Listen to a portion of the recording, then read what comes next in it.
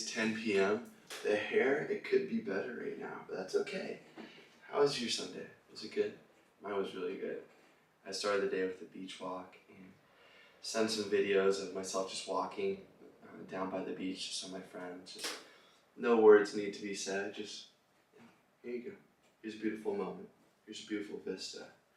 So while I was walking on the beach and feeling the sand between my toes and feeling the gentle pulse of that ocean air, I closed my eyes for a little bit and just started saying thank you to God and the universe for my health, my family, and my friends, my new friends, my work projects, my clients, all these great things that are happening in my life right now, and everything's kind of swirling into this virtual cycle. So really just getting honed in, zoned in, and thinking about, wow, okay, things are starting to really go right, and I'm very grateful for this moment. After that, it was time to work. Yes, I work on Sundays. I know it should be the Lord's day of rest, but sometimes you just gotta do what you gotta do. And what I had to do today, what I got to do today, was coach 2 volleyball clinics with young kids, and that was an absolute blast. Teach them how to be good volleyball players and even better humans. A lot of fun. They're doing great. They made me laugh. And what's great about working with kids is it forces you to be creative. You can't just tell them what to do. You have to be playful. You gotta be stern at times. You've gotta be loud. You've gotta be quiet so that they really kind of come in. They go, what's he saying? What's he saying? It's an amazing way to wake up your mind, your body, and your emotions, because they won't accept anything less. They need all of you for them to be engaged. So great way to start the day. By lunchtime, I went by the courts and I saw, hey, one of my favorite players growing up, Jake Gibb, was down on the beach. He was playing. So I hopped into a game, or 6, but I hopped into a game, and it was so fun just to be out there with my friends and just swinging away. And did I get blocked twice? Yes. But it was so great just to be able to literally be the man in the arena. In Latin, arena means sand. So I'm just in my little sandbox, playing around with my buddies, having a great time. And I love the fact that when we play with people we admire, sometimes we tense up and we don't really go for the big stuff for fear of looking stupid, embarrassing ourselves. For me, I took a different approach today and just started swinging away, and some good things happened. Did get blocked like crazy roof twice, but I just came away all giddy going, hey, I got to swing against Jake Gibb, one of the best players of all time. That was a great day, and I went for it. I didn't just go, boom, phone it in, roll shot. No, fuck that, no tips. Excuse my French. But there were no tips today. Anyway, so back to the second workout. After that, back was a little bit tight, so what I did is I went to the basketball court, I did some backwards walking. Now, in China, what they have their elderly do is they teach their elderly to start walking backwards. And this is way before knee over toe kind of stuff. So they teach them to walk backwards because it saves their entire medical system so much money. Because when you walk backwards, you're teaching your proprioception, your balance, where you are in space, to be much more alert and much more proficient. So they don't have as many falls as Americans do.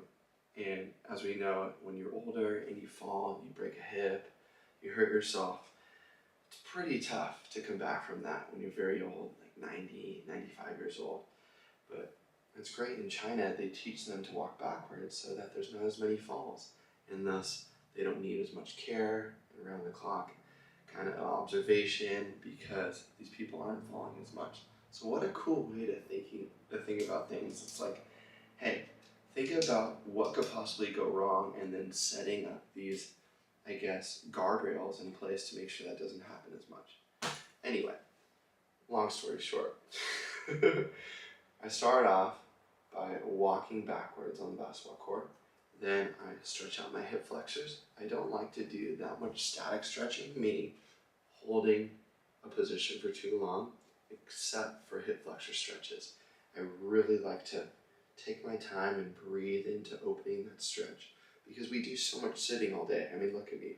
I'm sitting right now. So it seems like we get up in the morning, we sit down, we drink our coffee, we do our reading, our writing, then we sit in our car, then we go to work where we sit, and we sit in the car coming back, then we go to a spin class and sit on a little bike, then we come back, we sit and eat dinner, and then I'm sitting right now. So really important to keep the hips open. In sports and in life, it's all in the hips. Have you ever seen a really good dancer? Those hips don't lie, Shakira.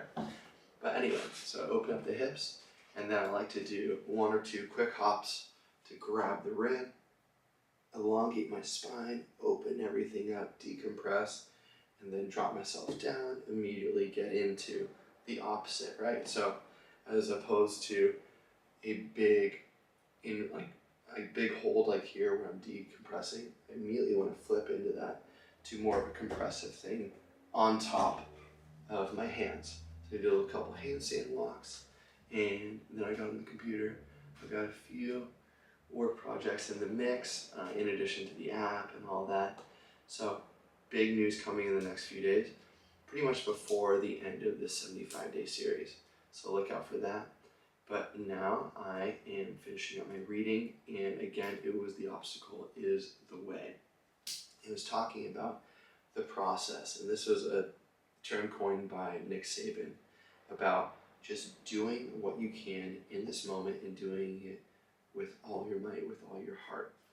And I say Nick Saban, but this is Stoic philosophy, and this is Ryan Holiday, the author, bringing in anecdotes from ancient Greece all the way till times now, right? So Nick Saban is almost a Stoic philosopher himself.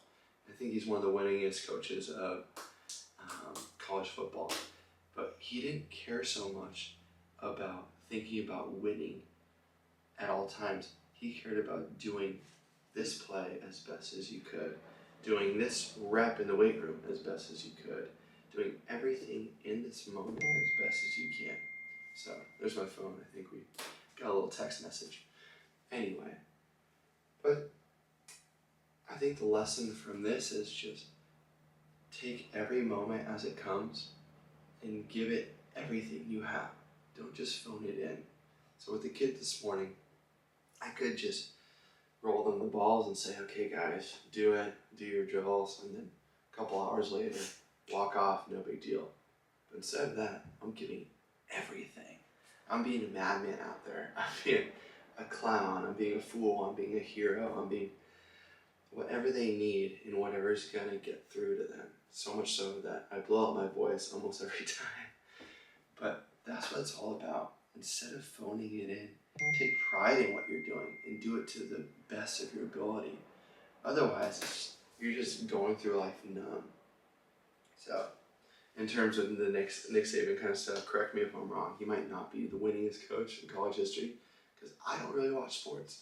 I don't watch basketball, I don't watch football, and even sports that I do play, I don't like watching them. I surf, but I don't like watching surfing. I play volleyball, but I definitely don't like watching volleyball. I like to do things. And right now it's the Oscars tonight, and I don't really get it because I don't really watch movies at all. My whole thesis, my whole idea is, why not create your life so that's like a movie? Why not get up, jump out of bed, do a couple push-ups in the calisthenics, go get in nature, and then go be of service to your fellow man, your community. And then, after that, go put a smile on your face by moving your body, doing a sport, doing a dance, doing anything with people you enjoy being around and who lift you up. And then go and get a great dinner and then do it all again. I mean, this is what life is all about. It's not about watching what other people are doing and clapping and going, okay, well done. No.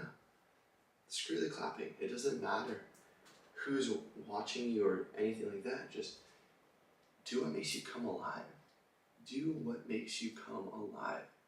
Gosh, it's getting tougher and tougher to connect with the world around us now because no one has any time. We're all so busy. We're all so scattered.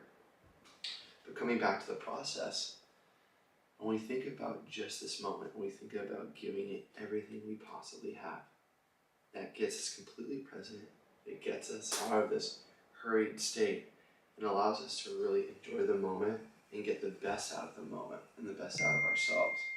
Sorry, someone's texting me right now. Probably some clients. In terms of movies though that I do love, I love Austin Powers. I was just talking to a very wise lady about that tonight.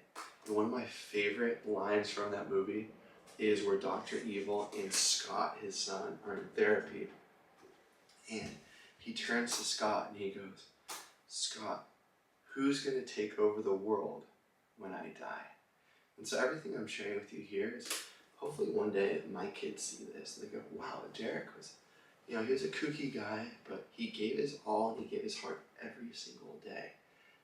Maybe he didn't take over the world, but gosh, he came with a lot of pizzazz, and maybe I want to do that. I want to take little bits of what he did." So, I don't know. That's my little kind of rant on being the man in the arena, searching for immortality, and just trying to be the best I possibly can. I hope you had a really, really good weekend, and let's go crush it this week. Pretend like you're the hero in your own movie. And what would you do then? Just go for it. Make big, bold moves. Take risks. Don't watch people live their lives. Don't watch movies about fictionalized characters. You're the most amazing and most compelling character in your world, and you should live like that. So, don't take my word for it. This is just my perspective. I'm not a medical doctor. I love those disclaimers they have on TV. They're so great to me. But anyway, that's all I got for you today. Take pride in whatever you're doing in this moment. I'm not phoning this in for you. I'm giving you everything I got, even though it's way past my bedtime. But that's not important. What's important right now is sharing my heart, sharing my brain, my mind, my perspective with you in hopes that it gets you thinking and it gets you moving towards what you want to do. So, again, happy Sunday night. I'll see you tomorrow.